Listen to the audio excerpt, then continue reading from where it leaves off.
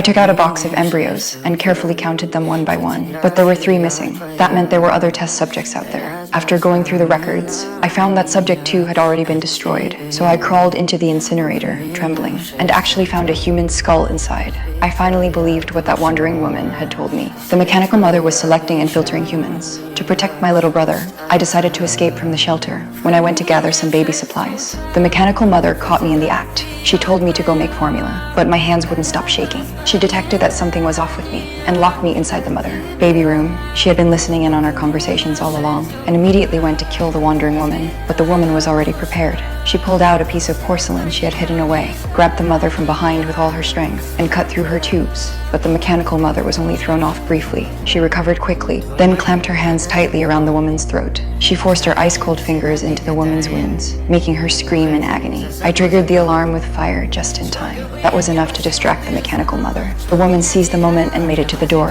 and ran right into me as I was escaping. But the mechanical mother was already closing in. The woman had no choice but to use me as a hostage.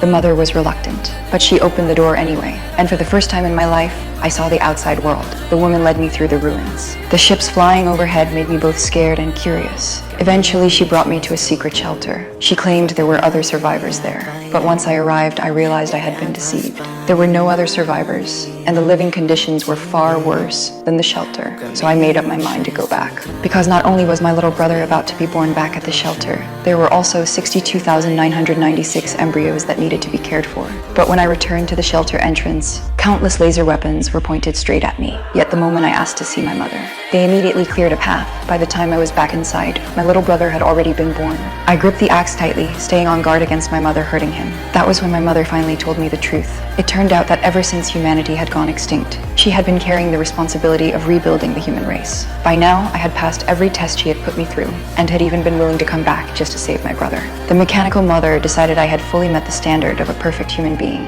She suddenly grabbed the hand I was holding the gun with and pulled the trigger. The mechanical mother then entrusted the mission of human revival to me.